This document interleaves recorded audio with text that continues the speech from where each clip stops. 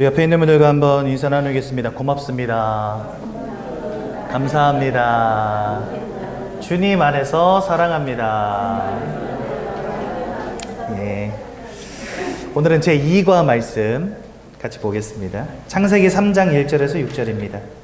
그런데 뱀은 여호와 하나님이 지으신 들짐승 중에 가장 간요하니라. 뱀이 여자에게 물어 이르되 하나님이 참으로 너희에게 동산 모든 나무의 열매를 먹지 말라 하시더냐.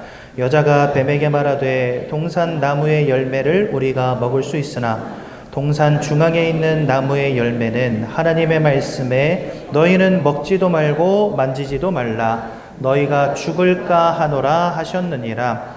뱀이 여자에게 이르되 너희가 결코 죽지 아니하리라. 너희가 그것을 먹는 날에는 너희 눈이 밝아져 하나님과 같이 되어 선악을 알 줄 하나님이 아심이니라. 여자가 그 나무를 본즉 먹음직도 하고 보암직도 하고 지혜롭게 할 만큼 탐스럽기도 한 나무인지라. 여자가 그 열매를 따먹고 자기와 함께 있는 남편에게도 주매 그도 먹은지라. 우리 7절만 하나 더 읽읍시다. 이에 그들의 눈이 밝아져 자기들이 벗은 줄을 알고 무화과 나무 잎을 엮어 치마로 삼았더라. 아멘.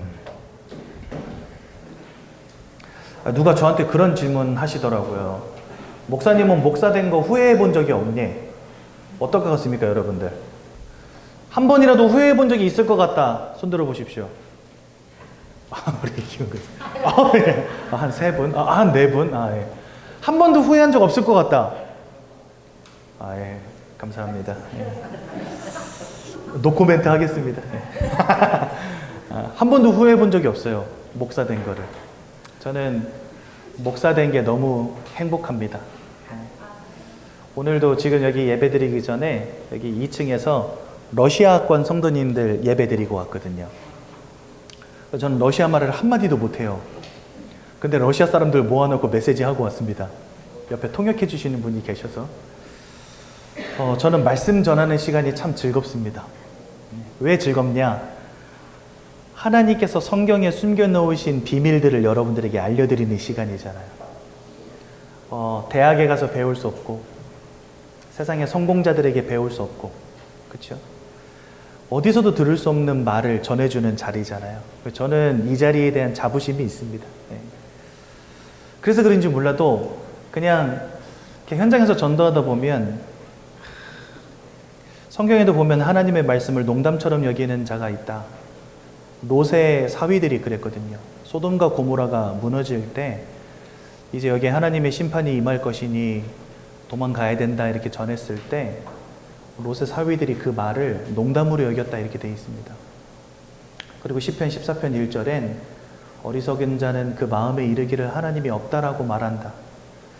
제가 현장에서 복음 전하다 보면 진짜 제가 전하는 말을 농담으로 여기는 사람들도 많고 그 다음에 하나님이 없다라는 그 생각에 탁 사로잡혀가지고 제가 전하는 말을 굉장히 가치 없게 여기는 사람들도 많고 근데 저는요 솔직히 말하면은 그러한 모습이 보이면 그냥 말씀 전해드리기가 싫어져요. 갑자기. 이거는 그분을 무시하는 것도 아니고 그분을 싫어하는 것도 아닙니다. 그냥 복음을 전하는 목회자로서의 자존심입니다. 예. 예전에 한번 어떤 분이 저희 교회 성도님 한 분이 20대 남자 청년 하나를 저한테 소개시켜 주셨어요. 복음 좀 전해달라고. 그래서 우리 교회에서 만났거든요. 교회에서 만났는데 한 10분 정도 제가 이렇게 그 A4 용지 갖다 놓고 그 구원의 길을 그리면서 이렇게 설명을 드렸어요. 근데 이분이 비웃는 거예요. 얼굴 표정이 예, 이러면서 제가 기분이 너무 나빠가지고요. 그냥 돌려보냈어요. 제가 소개해 준 분께는 잘 말씀드릴 테니까 그냥 우리 더 이상 이야기 나누는 건 좀 아닌 것 같다고 돌아가셔도 된다고 정중하게 돌려보냈거든요. 저는요 목사가 됐다라고 하는 부분에 대한 자존심이 있고 자부심이 있고 또 이 목사라는 그 길을 가는 거에 대해서 진짜 하나님께 늘 감사하고 이 길이 행복하거든요. 그런데 이 행복과 이 자부심과 이 자존심은 어디에서 오냐? 성경을 통해서 하나님이 우리에게 주신 그 말씀으로부터 기인됩니다. 제가 무슨 가진 게 많고 다른 사람들보다 뭐 성공했기 때문에 그런 게 아니거든요. 저는 가진 것도 없고 다른 사람들과 내 인생을 비교해 볼 때는요, 진짜 지극히 작은 자 중에 하나고요. 솔직히 세상 앞에 저를 드러낼 수 있는 게 아무것도 없어요. 예를 들어서 제가 지금 목사를 관두고 어떤 회사에 입사한다. 그러면 여러분 그 이력서라는 걸 써야 되잖아요. 자기소개서를 써야 되잖아요. 저는요, 경력이 없어요.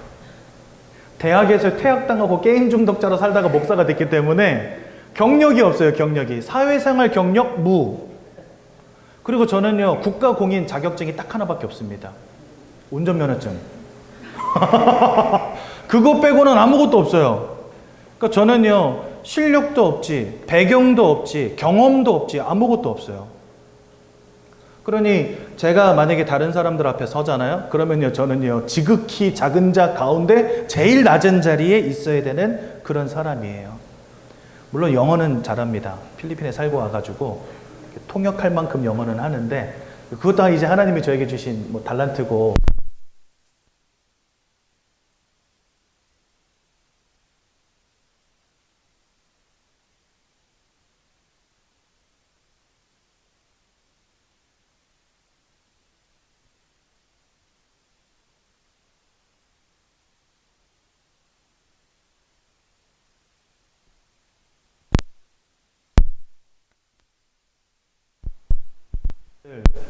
이렇게 자부심을 갖고 있는 자가 전하는 말씀이에요.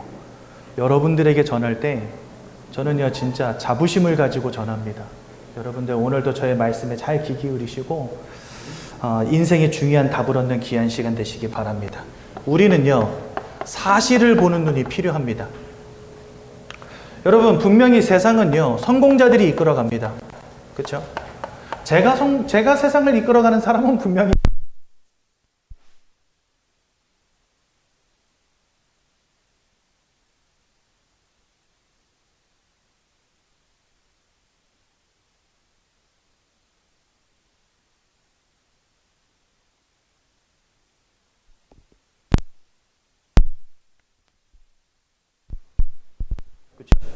실업자들도 어마어마할 거고 경제적 타격이 어마어마하겠죠.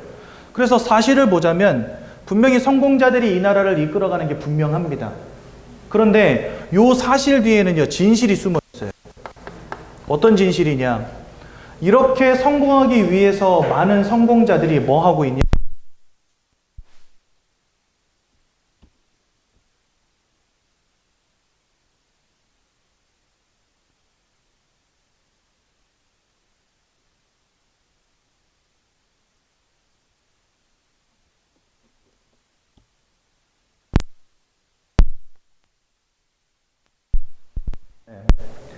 저희 어머니가 제 돌반지, 저 돌 때 받았던 금부치들을 다 갖다 내셨더라고요. 네. 그래가지고 우리가 금모으기 운동해가지고 사실은 IMF 탈출하지 않았습니까? 근데 여러분들 이 IMF가 누구 때문에 왔냐? 함버그룹 때문에 왔어요. 함버그룹. 굉장히 큰 그룹이었는데 지금은 사라졌잖아요. 이때 당시에 이 함버그룹이 우리나라 재계 순위 5위에 있던 그룹이었습니다. 저 어디입니까? 새만금? 서해에 땅 메꿔가지고 거기다가 그 뭡니까? 제철소 세운다고 온 동네 은행에서 돈이란 돈은 다 끌어모았는데 부도가 나버렸어요. 그래가지고 이렇게 해서 부도가 나버리니까 돈을 대줬던 은행들이 줄도산. 그리고 함부그룹에 이렇게 줄대고 있던 하청그룹들이 줄도산. 그래가지고 이게 어마어마하게 크게 부도가 나는 바람에 국가가 부도 나버렸어요. 그 규모가 여러분 상상이 되십니까? 동네에 구멍가게 망한다고 그 동네가 망하진 않잖아요. 그렇죠? 근데 동네에 마트란 마트가 홀랑 망했다. 그러면요, 그 동네가 약간 패닉에 빠질 겁니다. 그런데 어느 정도 규모로 부도가 와야 국가가 부도를 맞을까요? 함버그룹이 그만큼 대단했던 그룹이었던 거예요. 근데 이 함버그룹의 회장님이 한쪽에는 관상가, 한쪽에는 무당, 두 사람을 양옆에 끼고 사업을 했었던 거예요. 그래서 무당이 해주는 말을 듣고 문어발식으로 사업을 계속해서 늘렸는데 승승장구하다가 한순간에 폭삭 무너진 거 있죠. 여러분, 우리는 사실만 보면 안 됩니다. 진실을 봐야 됩니다. 분명히 성공자들이 이끌어가는 거 맞지요. 그런데 그들이 성공 때문에 우상 숭배하고 있다는 사실. 그런데 고린도전서 10장 20절에 뭐라 말씀하시죠? 대저 이방인이 하는 제사는 누구와 교제하는 거다? 귀신과 교제하는 것이다.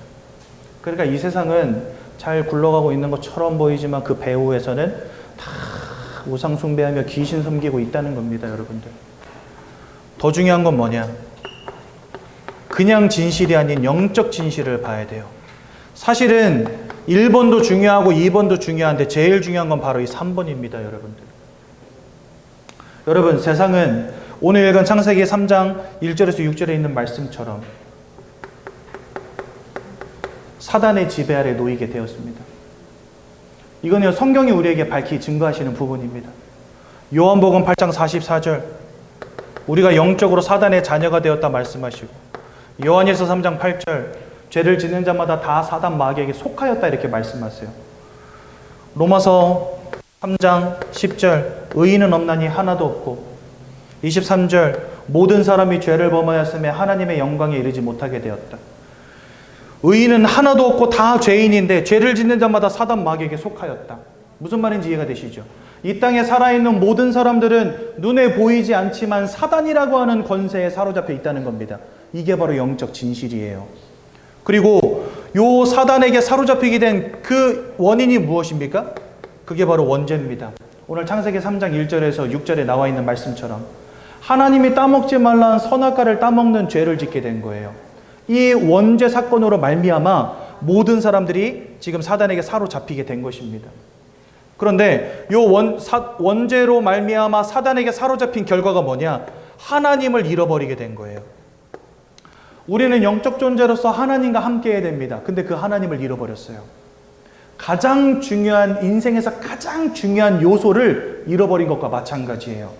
그래서 사단에게 사로잡히고 죄 가운데 빠지고 하나님을 잃어버린 결과 모든 사람들이 방황하게 되었고 모든 사람들이 고통에 놓이게 된 겁니다. 이게 세상의 발전도와 상관이 없이 사람들이 행복하지 못하고 마음과 생각이 무너지고 삶과 육신이 병든 이유입니다. 앞으로 아무리 좋은 시대가 온다 할지라도 인생의 개인의 문제는 해결되지 않을 겁니다. 왜요? 사람이 영적 존재라는 사실은 바뀌지 않거든요. 그리고 영적 존재에게 와 있는 영적인 문제는 돈으로, 지식으로, 성공으로 해결되어지지 않기 때문에 하나님을 만나기 전에는 절대로 끝나는 문제가 아니기 때문에 내가 얼마나 좋은 환경, 내가 얼마나 좋은 세상, 내가 얼마나 좋은 배경 속에 살아가느냐와 상관이 없이 인생에게는 계속해서 문제가 올 수밖에 없을 겁니다. 영적 존재이기 때문에. 이게 여러분들이 보셔야 될 영적 진실입니다. 그래서요, 우리 애정교회는요, 이와 같이 하나님을 잃어버린 채 원죄에 사로잡혀 사단의 권세 아래 방황하고 고통당하는 인생의 문제로부터 해방되게 하려고 날마다 강단에서 그 구원의 유일한 길 대신 예수 그리스도만을 전하고 선포하고 있는 것입니다. 그래서 저는 여기에서 자부심이 있는 거예요. 세상은요, 요 사실만 봅니다. 그러니까 어떻게 됩니까? 성공자가 세상을 이끌어가네? 아들아, 공부 열심히 하거라. 아들아, 돈 많이 벌거라. 아들아, 그래서 꼭 성공하거라. 좋은 배경에 가문하고 연을 맺어야 된다. 학벌 떨어지는 애 만나지 마라. 그죠? 되도록이면 노후 준비 돼 있는 애 만나라. 부모님 노후 준비 돼 있는 애 만나라. 안 그러면 고생이다. 여러분들은 자녀에게 뭘 가르치셨습니까? 지금까지? 숙제했어? 이놈의 새끼. 저 어렸을 때 어머니 아버지한테 진짜 많이 맞았거든요. 왜 맞았냐? 딱 관상을 보세요. 제가 개구장이 관상이잖아요. 공부 더럽게 안 하게 생겼잖아요. 그래가지고 숙제 안 해. 학습지 안 해. 그러면 이제 아버지 어머니 일 끝나고 집에 오시면 메타작 하는 게 일이에요. 집에서. 맨날 곡소리 나는 거지. 아버지 내일부터 똑바로 할게요. 이러면서 한 2, 3일 하다가 또 안 해. 그러니까 맨날 얻어 터지는 거예요. 네가 공부를 똑바로 해야 돈을 많이 벌고 그래야 성공해서 그래야 잘 먹고 잘 살 거 아니냐. 그저 사실만 보는 거죠. 야, 공부 열심히 해가지고 좋은 대학 가야지. 공부 열심히 해서 삼성에 입사해야지. 뭐 다 좋은 말입니다. 그게 틀렸다는 것은 아닙니다. 그런데 우리들의 눈과 우리들의 생각과 우리들의 기준이 항상 이 사실에만 있다는 거. 근데 여러분들, 우리가 깊이 볼 수 있어야 된다는 겁니다. 이 사실 뒤에 숨어진 진실을 볼 수 있어야 된다는 거예요. 그리고 이 진실 뒤에 숨어져 있는 영적 진실을 봐야 된다는 겁니다. 그러면요, 인생의 결론이 나기 시작해요. 어떤 결론이 나냐? 내 인생과 우리의 자녀의 인생 속에서 이 예배가 빠지면 절대 안 되겠구나. 하나님의 말씀을 듣는 시간을 놓치면 절대 안 되겠구나. 예수가 그리스도라는 언약 잃어버리면 절대 안 되겠구나. 이렇게 결론이 나게 됩니다. 그렇죠? 근데 이 영적 진실을 모르게 되면은요, 이것보다 하찮은 게 없어요. 교회 가면 쌀이 나와 돈이 나와 이러면서.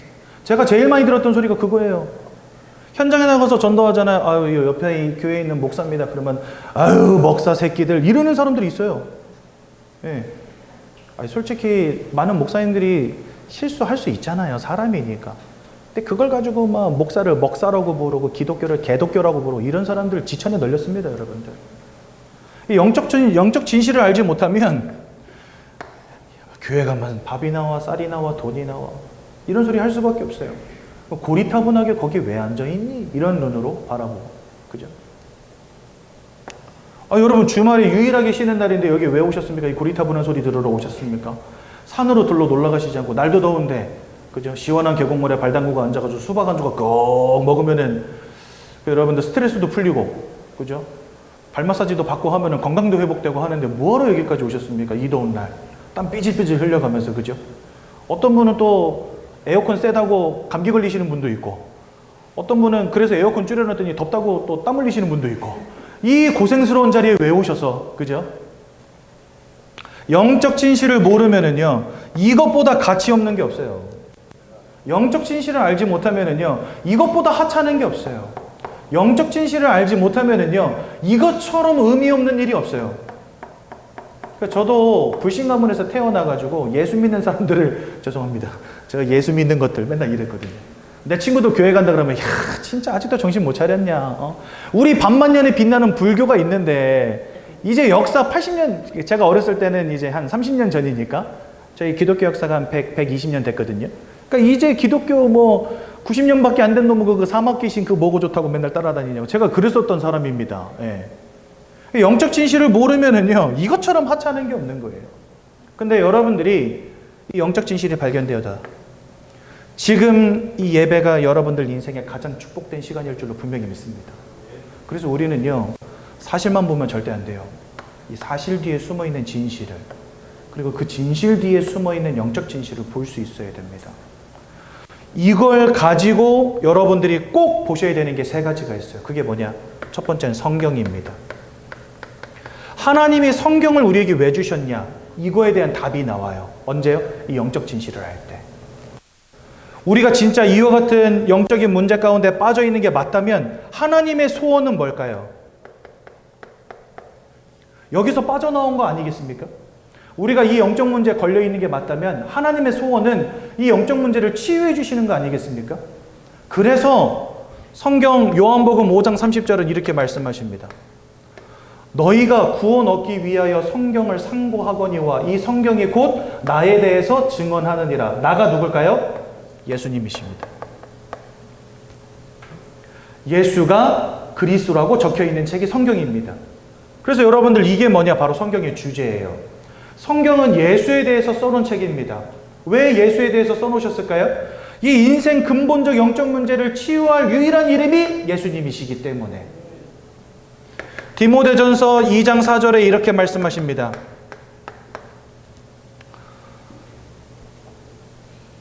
하나님은 모든 사람이 구원을 받으며 진리를 아는 데 이르기를 원하시느니라. 하나님의 소원이 써져 있어요. 이 성경이 곧 예수에 대해서 증언하는 책이고, 그 다음에 하나님의 소원은 그 예수를 알아서 구원받고 진리에 이르는 거라고 말씀하십니다. 그러면서 디모데전서 2장 5절에는 뭐라고 말씀하시냐? 하나님이 한 분이시요 하나님과 사람 사이에 중보자도 한 분이시니 곧 그리스도 예수시니라. 진리를 아는 데 이르기를 원한다라고 말씀하시면서 그 진리에 대해서 뭐라고 설명하시냐? 하나님과 사람 사이에 한 분 중보자가 있는데 그분이 바로 예수 그리스도십니다. 그러니까 성경은요, 뭐에 대해서 말씀하시냐? 그리스도 예수에 대해서 말씀하신다니까요. 그러니까 성경의 전체 주제가 뭐냐? 그리스도 예수예요. 근데 어떤 사람은 이 성경을 보면서 예전에 여러분들 감리교 신학대학의 교수로 계셨던 변손환 씨, 저는 그분 목사라고 안 부르거든요. 변손환 목사님이신데 이 사람이 뭐라고 말을 했냐? 예수 밖에도 구원이 있다 이렇게 말을 했어요. 정신 나갔죠? 목사 아닙니다. 이 땅에 와 있는 문제가 뭔지 알아야 답도 제대로 보이거든요. 여러분, 문제가 제대로 안 보이면 답이 보일 수가 없어요. 제가 고등학교 3학년 때 수능을 치는데 수학 선생님이 저한테 이런 얘기를 하시는 거예요. 얘들아, 잘 들어라. 수학 문제 풀 때 주관식 나오잖아? 주관식 1번은 답이 무조건 마이너스 0 마이너스 1 아니면 0이야. 문제가 뭔지 모르겠는 사람은 둘 중 하나 찍어. 이러시는 거예요. 제가 수능을 치려고 시험지를 딱 폈는데 주관식 1번 문제를 아무리 읽어도 이해가 안 되는 거예요. 그래가지고 야, 이건 마이너스 1 아니면 0이다. 그래가지고 한참 고민을 하다가 마이너스 1을 적었거든요. 맞았게요? 틀렸게요? 맞았어. 주관식 1번 맞았어요. 마이너스 1로 찍었는데 맞았어. 문제를 모르면 답을 찾을 수가 없어요. 찍어야 돼. 그죠? 변손환 교수님, 그분은 이 문제가 뭔지를 모르는 겁니다. 이 문제를 예수 이름 외에 다른 이름으로도 해결할 수 있다고 착각한 거예요. 이 문제를 해결하기 위해서 하나님이 주신 이름이 예수거든요. 그래서 사도행전 4장 12절 뭐라고 말씀하십니까? 천하 인간의 구원 얻을 만한 다른 이름을 주신 적이 없다. 다른 이름은 없대요. 왜? 이 문제의 답은 하나밖에 없으니까 다른 이름이 있을 수가 없지요. 예수 이름 외에는 다른 이름이 답이 될 수 없다는 겁니다. 성경을 읽을 때 우리가 어떤 눈을 가지고 성경을 읽느냐가 그래서 중요한 겁니다. 예수라는 기준을 가지고 성경을 볼 수 있어야 된다는 거예요. 그런데 이 눈이 없으니까 성경을 읽으면서 헛소리 하는 거예요. 신학교 교수님이니까 성경을 얼마나 많이 읽었겠어요. 그죠? 저는 지금까지 한 20독 못한 것 같아요. 한 15독 정도 한 것 같아요. 성경을. 근데 교수님 정도면은 50독, 100독 하지 않았겠습니까? 많이 읽으면 뭐해? 많이 읽으면 뭐해? 성경이 말씀하시고자 하는 것, 그 주제조차도 잡지를 못 짜는데 그게 무슨 소용이 있습니까? 어떤 사람은요, 성경을 오로지 율법의 눈으로 보는 사람도 있습니다. 어떤 사람은 신비의 눈으로 보는 사람도 있습니다. 그래서요, 성경을 읽으면서 그래 예수님이 병을 고치셨어 막 여기에 꽂혀가지고 기도원 따라다니고 맨날 안수기도 받고 막 안찰기도 받고. 그게 나쁘다는 게 아닙니다. 그것 때문에 뭘 놓치냐? 이거 놓치는 거예요. 그것 때문에 교회를 예수 믿는 걸로 다니는 게 아니라 병 고치러 다녀요. 여러분, 제가 몇 번 말씀드렸죠? 우리 교회가 예전 교회잖아요. 저쪽 감골에 예정교회라고 있어요. 여기 목사님, 여기 담임 목사님이 전국 아무튼 신유 집회 하시는 분들 대빵인가 봐. 여자 목사님인데. 그래서 전국에서 모여요, 이 교회로. 그런데 주일날도 우리 교회 찾아오시는 분들이 있어요.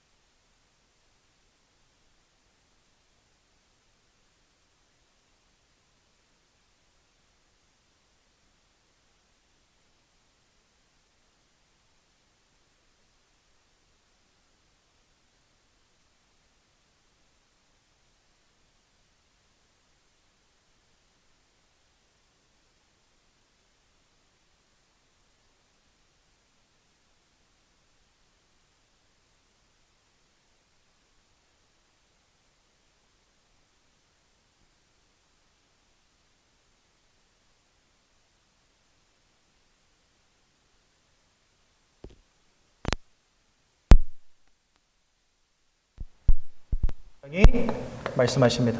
그게 창세기 1장 27절, 28절에 잘 나와 있죠. 하나님의 형상을 따라 사람을 창조했다 말씀하십니다. 그래서 여러분들, 저와 여러분들은 영적인 것에 대해서 끊임없이 탐구하는 영적 존재입니다. 성경 말씀이 궁금하고 예수님이 누구신지 궁금해. 눈에 보이지 않는 하나님이 궁금해요. 그래서 여러분들 지금 이 자리에 나와 계시잖아요. 그게 여러분들이 영적 존재라는 증거입니다. 이 땅에 그 어떤 동물도 교회에 오지 않아요. 절에 가지 않아요. 성당 가지 않습니다. 이 땅에 그 어떤 동물도 제사 고사 하지 않습니다. 부적 같은 거 안 씁니다. 그렇죠? 그냥 본능 따라 살아갑니다. 왜? 영적 존재가 아니기 때문에. 근데 사람은 특이합니다. 뭔가 자꾸 알고 싶어, 듣고 싶어. 구원이 뭔지 궁금해. 예수님이 살아계신지 하나님이 돌아가셨는지 이런 게 궁금해요. 사람들은요. 왜 그럴까요? 영적 존재이기 때문에. 그러니까 하나님이 여러분들을 영적 존재를 지으신 이유가 무엇입니까? 네, 하나님이 영이시기 때문에 그렇습니다. 하나님이 영이시기 때문에 하나님을 알고 하나님과 함께하는 축복 누리라고 우리를 영적 존재로 만드신 겁니다. 그래서 우리가 영적 존재가 아니고서는 하나님 알 수가 없어요. 왜? 하나님은 영이시기 때문에. 그래서 제가 전도하다 보면 그런 질문 많이 받아요. 하나님 만나본 적 있니? 나보고. 만났다. 그럼 하나님 봤니? 못 봤다. 못 봤는데 어떻게 만났니? 하나님은 보는 존재가 아니기 때문에 볼 수는 없지만 만날 수는 있다. 아니, 보지도 못하는 존재를 어떻게 만나는데? 사람은 영적 존재이기 때문에 영이신 하나님을 알 수 있습니다. 눈으로 보지 않아도 알 수 있습니다. 영적 존재이기 때문에 눈에 보이지 않는 하나님을 믿을 수 있습니다. 그리고 눈으로 보지 못하는 하나님을 믿는 자들에게 하나님이 함께 하겠다고 약속하셨습니다. 그래서 저는 하나님을 한 번도 본 적이 없는데 그 하나님을 놀랍게도 만났어요. 어마어마하죠? 어질어질하죠? 여러분들도 하나님을 한 번도 본 적이 없는데 그 보지 못한 하나님을 만나셨습니다. 왜요? 영이신 하나님을 믿는 자들에게 하나님이 함께 하겠다고 약속하셨거든요. 그러니까 지금 이 자리에 하나님이 함께 하십니다. 눈에 보이지 않지만 놀랍게도 우리 안에 함께 하십니다. 그죠? 그 세상 사람들이 들을 때는요, 허황된 헛소리인 거예요, 이게. 영이신 하나님을 어떻게 만나냐? 눈에 보이지도 않는 존재를 어떻게 만나냐? 이렇게 물어본단 말이죠. 영적 존재이기에 우리는 하나님을 알 수 있는 겁니다. 그리고 영적 존재이기에 하나님과 함께하는 이 축복은요, 절대로 포기할 수 없는 근본적인 축복인 거예요. 여러분들 밥 안 먹고 살 수 있습니까? 못 살아요. 왜일까요? 육신을 가졌기 때문에. 육신은 에너지가 없으면 죽습니다. 제가 오늘부터 40일간 굶잖아요? 그러면 여기 뱃살이 쫙 빠질 거예요. 왜요? 에너지가 없으면 살 수 없어요.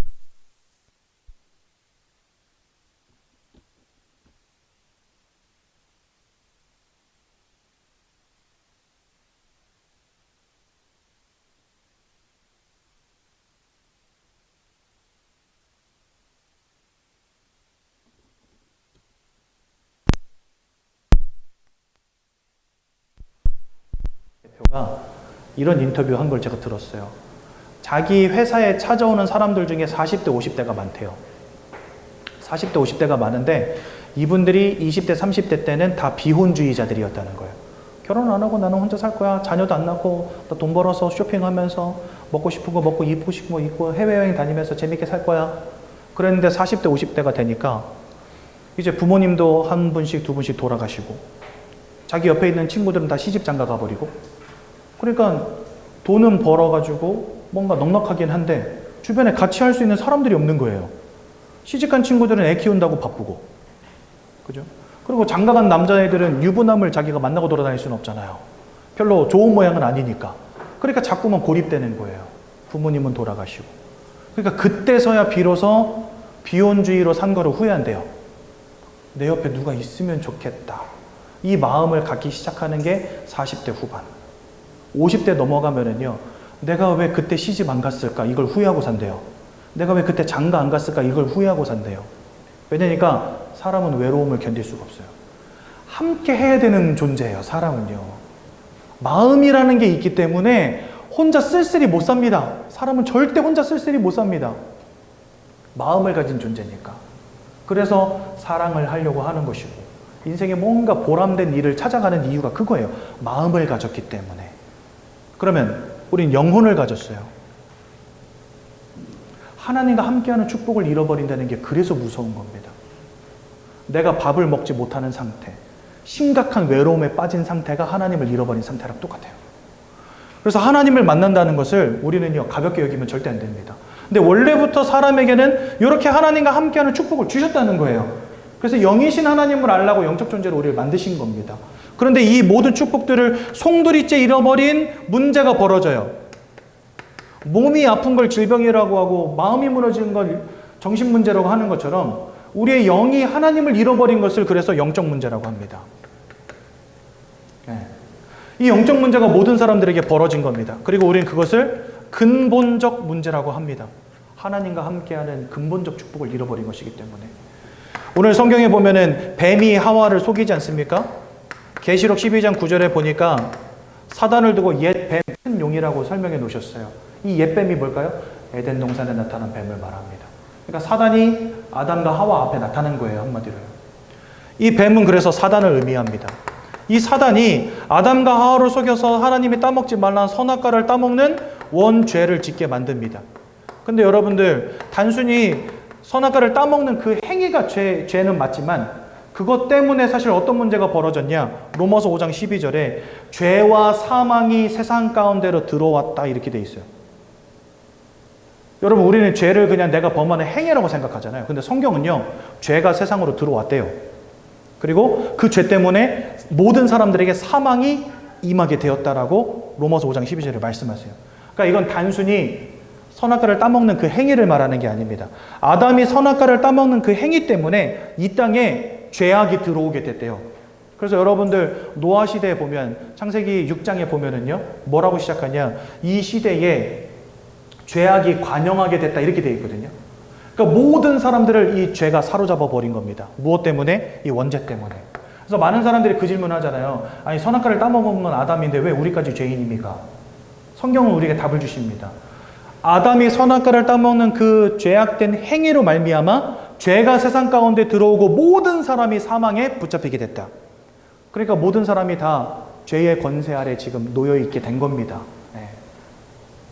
그래서 이 사단에게 속아서 죄를 지은 결과로 모든 사람들이 죄와 사망에 붙잡히게 되었고 결과적으로는 하나님을 떠난 문제 가운데 빠지게 됩니다. 그래서 아까 로마서 3장 23절에 모든 사람이 죄를 범하였음에 누구의 영광에 이르지 못하게 됐다고요? 하나님의 영광에 이르지 못하게 되었다. 그러니까 사단에게 속아서 죄를 지음으로 하나님의 영광에서 떨어진 존재가 된 겁니다. 그러니까 영적 존재로서 하나님과 함께하는 축복을 누려야 되는 우리가 하나님을 잃어버리는 문제 가운데 빠져버린 거예요. 그러니까 인생이 아무리 성공하려고 노력하고 최선을 다해도 뭔가 인생이 자꾸 넘어져, 자빠져. 내가 원치 않는 불행과 문제와 고통이 끊이질 않아요. 세상은 점점 발전하고 좋아지는데 인생의 문제가 해결이 안 돼. 왜 그럴까요? 영적 존재인 사람이 영이신 하나님을 잃어버린 겁니다. 여러분들 인생에 있어서 제일 중요한 퍼즐 조각 하나가 쑥 하고 빠져버린 거예요. 평생 완성되지 않는 퍼즐이 된 거예요, 여러분들이. 그러니까 뭔가가 하나가 늘 걸려 있어. 어떤 사람은 질병의 문제로, 어떤 사람은 마음과 생각의 문제로, 어떤 사람은 심각한 우울증으로, 어떤 사람은 역마살이 끼어가지고 늘 방황하는 인생으로, 어떤 사람은 실패의 문제로, 어떤 사람은 사건, 사고의 문제로 뭔가 인생이 안 돼. 왜요? 완성되지 못한 퍼즐이거든요, 여러분들 인생이. 하나님이라고 하는 가장 중요한 퍼즐 조각을 잃어버렸기 때문에. 그리고 성경은요, 더 나아가서 하나님을 잃어버린 상태에 대해서 설명을 하시는데요. 그 첫 번째가 요한복음 8장 44절. 하나님을 잃어버린 것으로 끝난 게 아니라 사탄 마귀에게 사로잡힌 존재가 되었다고 말씀하십니다. 골로새서 1장 13절에는 이렇게 말씀하세요. 너희를 흑암의 권세에서 건져냈다 이렇게 돼 있어요. 그 말은 뭐죠? 예수를 믿을 때 우리를 흑암의 권세에서 건져내신대요. 그럼 예수를 믿지 않는 때는 우리가 어디에 있다는 거예요? 흑암의 권세에 붙잡혀 있다는 거예요. 그러니까 모든 사람들이 마귀에게 사로잡힌 채 흑암의 권세에 붙잡혀 있는 겁니다, 지금. 요한일서 3장 8절은요, 더 정확하게 뭐라고 말씀하시냐. 죄를 짓는 자마다 지금 다 죄 아래 있다고 성경 말씀하시는데, 모든 사람이 죄 때문에 하나님을 잃어버렸다고 성경 말씀하시는데, 모든 죄를 범하는 자마다 마귀에게 속하였다. 그러니까 한 사람의 예외도 없이 사탄 마귀에게 붙잡힌 인생이 된 겁니다. 이 땅을 살아가는 모든 사람들. 이게 바로 뭐라고요? 영적 진실이라고요. 숨겨져 있으니까 우리가 지금까지 몰랐을 뿐인데 성경만이 우리에게 가르쳐 주십니다. 영적 진실. 그죠? 계시록 12장 9절에 이 사단을 두고 천하를 꿰는 자라고 분명히 말씀하십니다. 요한복음 10장 10절에는 도적으로서 모든 것을 빼앗고 죽이고 멸망시키려는 존재라고 분명히 말씀하십니다. 그러니까 여러분들의 인생을 사로잡은 이 사단은요, 여러분들 인생을 무너뜨리고 죽이고 멸망시키고 빼앗고, 이게 목적이라는 거예요. 왜 사람들의 마음이 무너지는지 아십니까? 그 마음에서 평안과 행복을 자꾸 빼앗아. 누가요? 왜 여러분들의 인생에 자꾸만 불행이 겹치는지 아십니까? 모든 것을 멸망시키려는 자가 이놈이거든요. 자꾸만 고통을 줘요. 그래서 마음이 무너지게 하고 인생이 무너지게 만들어버려요. 자꾸만 실패를 줘요. 그래서 가정이 깨어지게 하고 후대가 무너지게 만들어버려요. 사단이 하는 짓입니다. 언제부터? 하나님을 잃어버린 순간부터. 그러니 여러분들, 사람들의 마음과 생각이 무너질 수밖에요. 왜요?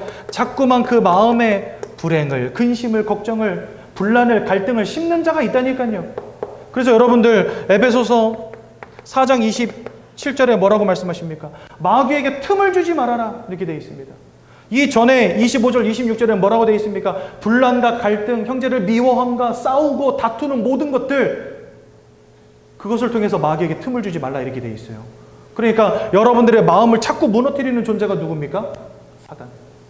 그래서 여러분들, 에베소서 4장 6절에서 7절에 뭐라고 말씀하십니까? 모든 지각위에 뛰어난 하나님의 평강이 너희 마음과 생각을 뭐 하시리라? 지키시리라. 사단은 우리의 마음을 무너뜨리는 자라고 한다면 하나님은 우리 마음을 지켜주신다고 되어 있습니다. 요한복음 14장 26절에 27절에 보면 뭐라고 되어 있습니까? 내가 너에게 평안을 주노니 내가 너에게 주는 평안은 세상에 주는 평안과 같이 아니하니라. 하나님이 우리 마음에 평안함을 주시겠다는 거예요. 사단은 우리의 마음과 생각을 무너뜨리지만 하나님은 우리의 마음과 생각을 지키시는 자입니다. 그런데 그 하나님을 잃어버렸어요. 이 시대에 왜 많은 사람들이 정신문제 가운데 고통당합니까? 왜 우울증, 조울증, 조현병과 같은 문제가 해결되지 않습니까? 세상은 점점 좋아지는데 왜 사람들의 만족도와 행복도는 점점 하락하고 있습니까? 영적 존재라니까요, 사람은. 하나님을 떠난 채 그 인생이, 그 마음이 다 무너지고 있는 겁니다. 그러니 그 삶이, 그 육신이 어떻게 되겠습니까, 여러분들? 만족이 없는 삶, 보람이 없는 삶, 균형이 없는 삶, 다 무너져 있는 삶. 야, 여러분, 예전에 한번 세상에 이런 일이 프로에서 어떤 집을 소개하는데요. 문이 안 열려. 왜 문이 안 열리나 봤더니 집안에 쓰레기가 얼마나 많은지, 그래가지고요, 그 방송 나간 다음에 그 지역에 있는 공무원들이 수십 명이 달라붙어가지고 며칠을 치웠어요. 쓰레기를. 그래서 쓰레기차 5차 분량의 쓰레기가 거기서 나온 거예요. 삶이 무너져 버린 자. 그런데 이런 사람들이 가끔 있는 게 아니더라고요. 저 놀랐어요. 전국에 이런 사람들이 가득 찼어요, 여러분들. 삶이 무너지고 육신이 무너지고 균형을 잃어버리고, 그렇죠? 원치 않는 사건, 원치 않는 실패, 원치 않는 건강의 문제, 이런 문제들이 계속해서 오게 되는 겁니다. 가정이 깨어지고 후대가 죽고, 후대가 실패하고 많은 사람들이 자살하는 시대. 행복이 없으니까, 만족이 없으니까 야, 들이부어라, 술에 중독되어지고, 그죠? 참, 이 술 좋아하시는 분들 많이 계세요. 그죠? 여러분들 남편들 가운데도 그런 분들 있을 수 있는데, 부어라, 마셔라 이러면서, 그죠? 머리가 빠개질 때까지, 속이 문드러질 때까지 마시잖아요, 그죠? 마약과 같은 약물에 중독되어 버리고. 그래서 여러분들, 많은 사람들이 수면제 이런 거 중독돼가지고 이제는 한 알도 할로 못 주무시는 분들 진짜 많습니다. 처음에는 한 알로 잠들었는데 지금은요 5알, 10알을 먹어도 잠 못 드시는 분들 많잖아요. 약물에 중독돼 버린 거예요. 네. 세상이 이렇게 돼버렸습니다. 네. 그러니까 사람들이 뭐 할 수밖에 없습니까, 여러분들? 이거 할 수밖에 없는 거예요. 왜요? 인생이 너무 고달프고 안 되니까, 인생이 너무 힘들고 안 되니까 뭐라도 의지하고 싶은데 그 방법이 예수를 모르니 뭐 할 수밖에 없습니까? 제사 지내고 고사 지내고 부적 갖다 붙이고 신주단지 모셔다 놓고 빌고 신수점 치러 가고, 그렇죠? 매년 초가 되면은요 점쟁이들 집이 불이 납니다. 불이 나. 사람들이요 신수점 친다고 어찌나 몰려대는지. 사실 그때가 가장 호황기예요. 가장 호황을 누리는 시기가 언제냐? 해가 바뀌고 1월달, 2월달. 진짜 바쁩니다, 무당들. 고린도전서 10장 20절에 대저 이방인이 하는 제사는 귀신과 교제하는 것이니라. 이거 하면 할수록 인생이 무너지는지도 알지 못한 채 열심히 섬깁니다. 히브리서 9장 27절에 사람이 한 번 죽는 것은 정하신 것이요 그 이후에는 심판이 있다 말씀하십니다. 결국 이 땅 한 번은 다 떠나가잖아요.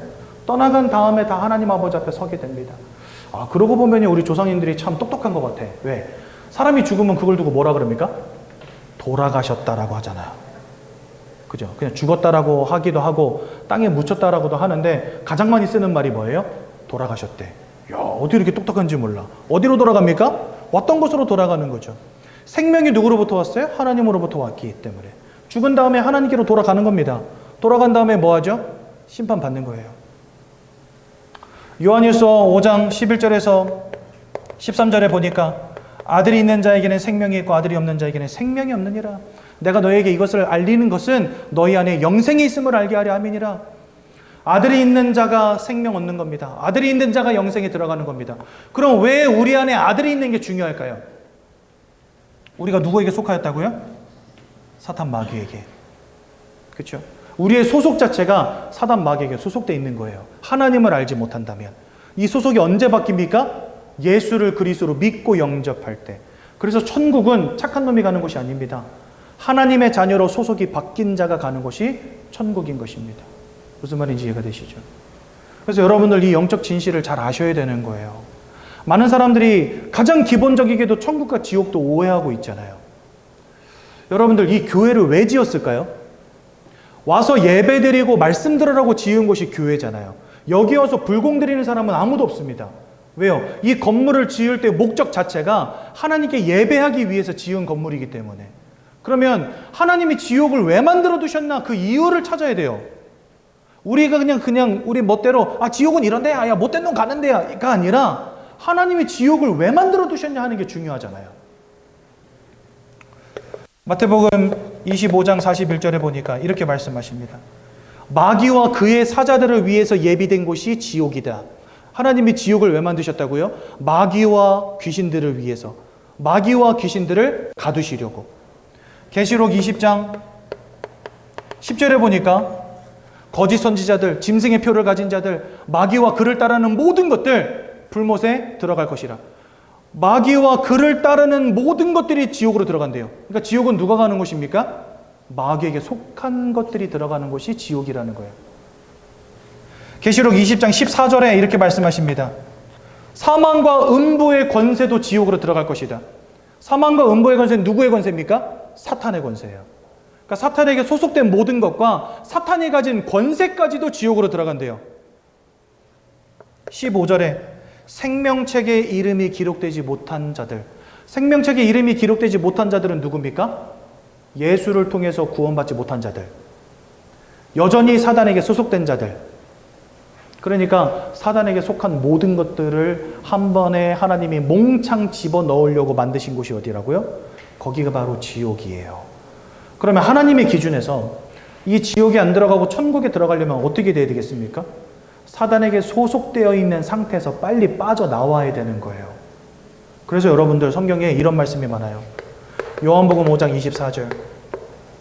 내가 진실로 진실로 너에게 이르노니 내 말을 듣고 나 보내시는 이를 믿는 자는 심판에 이르지 아니하고 영생에 이르렀나니 사망에서 생명으로 뭐 했다? 옮겼느니라. 소속을 하나님이 옮겨버리셨다니까요. 어디에서? 사망에서 생명으로. 로마서 8장 1절에서 2절에 이런 말씀이 있습니다. 예수 안에 있는 생명의 성령의 법이 죄와 사망의 법에서 너희를 뭐 했다? 해방. 하나님은 사단에게 소속되어진 우리의 영적인 문제로부터 우리를 해방해 주십니다. 누굴 통해서? 그리스도 예수를 통해서. 그러니까 우리는요, 사단에게 소속되어진 영적 문제에서 빠져나와야 됩니다. 근데 그 방법이 다른 건 없다는 거예요. 오직 예수 그리스도를 통해서만. 아까 썼죠? 골로새서 1장 13절. 그가 흑암의 권세에서 너희를 뭐해서? 건져내어 어디로 옮기셨다고 돼 있어요? 사랑하는 아들의 나라로 옮기셨느니라 이렇게 돼 있어요. 사랑하는 아들의 나라가 어디입니까? 천국. 사단에게 소속되어서 지옥 불구덩이 속에 던져질 수밖에 없는 우리 인생을 이 흑암의 권세에서 건져내어 사랑하는 아들의 나라로 옮기셨느니라. 소속을 바꿔버렸다는 거예요. 요즘 우리말로 하면은요, 호적을 파서 이쪽으로 집어넣었다는 거예요. 그래서 양자의 영을 부어주셔서 우리로 하나님을 뭐라고 부르짖는다? 아바 아버지라 부르짖느니라. 하나님이 우리를 호적을 파서 양자로 편입시키셨다는 거예요. 누구를 통해? 그리스도 예수를 통해. 그러니까 소속을 바꾸신 거예요. 여러분, 이 소속이 얼마나 중요한지 아시겠죠? 자, 그럼 묻겠습니다. 지옥은 누가 갑니까? 하나님을 만나지 못한 자들이 가는 거예요. 안타깝지만 지옥을 만드신 목적이 그거기 때문에. 그러면 지옥을 벗어나는 유일한 방법은 뭡니까? 이 소속에서 빠져나오는 겁니다. 근데 이거는 돈으로 안 돼요. 열심으로 안 돼요. 선행으로 안 돼요. 선행으로 안 돼요. 그러면 반발하시는 분들이 좀 있더라고요. 로마서 5장에 보면, 로마서 3장에서부터 5장에 보면은요, 이 죄에 대한 문제, 거기에 대해서 율법에 대한 부분을 다루시면서 이런 말씀이 있어요. 아브라함이 하나님 아버지 앞에 의롭다 인정받은 것은 행위로 말미암음이 아니라 믿음으로 말미암았느니라 하시면서, 하나님 아버지 앞에 율법의 의로 의롭다 인정받을 육체가 없느니라. 그 말은 뭐죠? 선행으로 하나님 아버지 앞에 의롭다라고 인정받을 수 없다는 거예요. 그래서 여러분, 한 가지 절대로 헷갈리시면 안 되는 게, 이 땅에는요, 좋은 것들이 참 많습니다. 돈 벌고 성공하는 거 좋은 것입니다. 선행하는 거 좋은 것입니다. 봉사하는 거 좋은 것입니다. 하지만 그 좋은 것이 진리가 될 수는 없다는 사실. 이게 중요한 거예요. 선행은 좋은 것입니다. 여러분들 죽는 그날까지 선행하십시오. 봉사도 하시고 주변에 연약한 사람들을 도와주십시오. 그런데 그게 성경이 말씀하시는 진리는 아니라는 거예요. 선행이 잘못됐다, 선행이 가치 없다라는 말이 아닙니다. 그것으로는 사단에게 소속되어진 문제 해결할 수 없다는 겁니다. 그래서 하나님이 우리에게 길을 열어주시는데, 그분이 누구십니까? 그분이 바로 예수님이십니다. 이 예수님이 오셔서 무슨 일 하셨습니까? 요한일서 3장 8절에 보니까 아들이 나타나신 것은 마귀가 하는 모든 일을 멸하기 위함이니라. 여러분들의 인생을 사로잡고, 여러분들의 인생을 권세로 사로잡고 사망에 이르게 만들고 여러분들을 멸망시키는 이 영적 존재의 사단으로부터 여러분들을 완전히 해방하시기 위해서 오신 이가 누구다? 바로 예수 그리스도시다. 그래서 예수님은 사단의 권세를 꺾으신 참 왕이 되십니다. 로마서 8장 1절에서 2절에 보니까 예수 안에 있는 자는 결코 정죄함이 없다. 모든 사람들이 죄와 사망의 법에 붙잡혀 있는데 이 죄와 사망의 법으로부터 예수 안에 있는 생명의 성령의 법이 너희를 해방하였느니라. 여러분들은 이제 죄와 상관이 없는 존재들이 되는 겁니다. 언제요? 예수 그리스도가 여러분들 인생의 구원의 주로 임하실 때. 그래서 예수님은 우리의 모든 죄악의 문제를 끝내신 참 제사장이 되십니다. 요한복음 14장 6절에 보니까 내가 곧 길이요 진리요 생명이 나로 말미암지 않고는 아버지께로 올 자가 없느니라. 다 아버지께로 갈 자가 없대요. 그 말은 뭐죠? 다 아버지 떠나 있다는 거예요. 다 하나님과 단절되어 있다는 거예요. 하나님과 단절된 우리에게 하나님을 만나는 유일한 길은 길 되시고 생명 되시고 진리 되신 예수밖에 없다는 겁니다. 그래서 우리는 예수님을 하나님 만나는 유일한 길 되신 참 선지자라고 부릅니다. 2000년 전에 사람의 몸을 입고 오셔서 십자가 위에서 왕으로 제사장으로 선지자로서 뱀과 죄악의 문제와 하나님 떠난 문제를 완전히 끝내시고 영원한 구원을 이루신 예수님을 우리는 누구라고 부릅니까? 그리스도라고 부르는 것입니다. 그래서 여러분들 예수가 그리스도라고 우리는 말하는 거예요. 이 그리스도는 예수님이 하신 일을 말합니다. 왕으로 선지자로 제사장으로서 죄악의 문제, 사단의 문제, 하나님 떠난 문제를 끝내셨다는 의미입니다.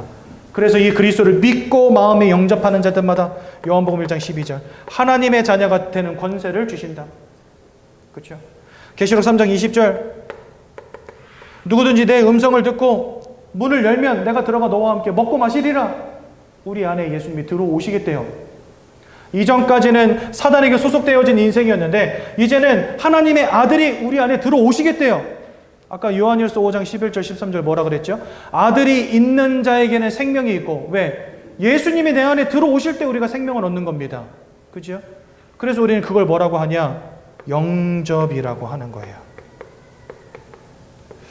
저희가 왜 여러분들을 예수님을 마음속에 영접하자 하면서 매주 영접 기도를 하는지 이제 아시겠습니까?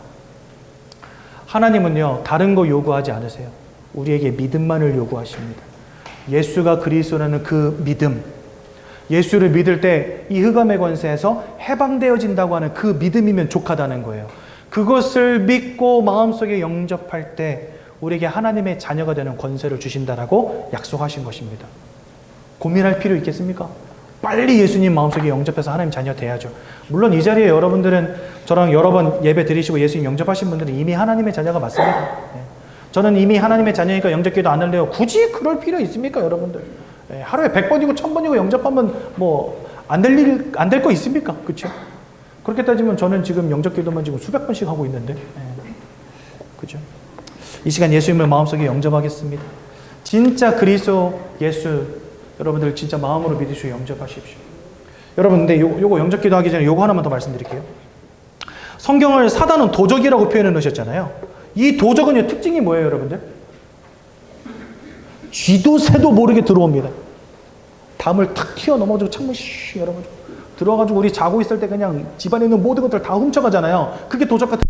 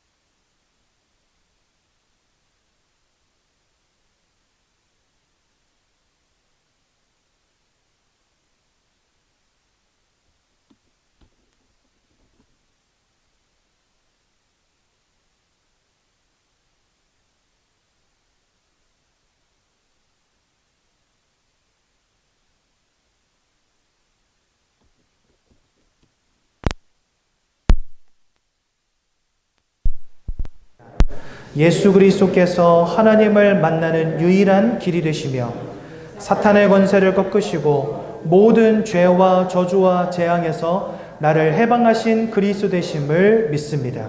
지금 이 순간 내 마음의 문을 열고 예수님을 나의 구주로 나의 주인으로 내 마음에 영접합니다. 나를 구원해 주심을 감사드립니다. 앞으로 하나님의 말씀과 뜻대로 살겠습니다. 지금부터 일평생을 세밀히 인도해 주옵소서. 예수 그리스도 이름으로 기도합니다. 아멘. 오늘 원래 이거 말씀을 해야 되는데 시간 너무 많이 가가지고 이거 말씀은 다음 주에 하도록 하겠습니다. 제가 한번 기도하고 말씀 마치겠습니다. 하나님 은혜 감사합니다. 우리 새가족 귀한 성도님들의 인생을 축복하여 주시고 사실을 보는 눈과 진실을 보는 눈과 영적 진실을 볼 수 있는 눈을 허락하셔서 예수 그리스도 아니면 안 되는 이유를 발견하게 하시고 인생의 결론 내실 수 있도록 축복하여 주옵소서. 앞으로 예배를 통해 말씀 들으며 그리스도 예수의 언약을 지속적으로 들으며 이 구원의 축복 누리실 수 있도록 우리 새가족 귀한 성도님들 축복하여 주옵소서. 예수님의 이름으로 기도드렸습니다. 아멘. 오늘 수료하시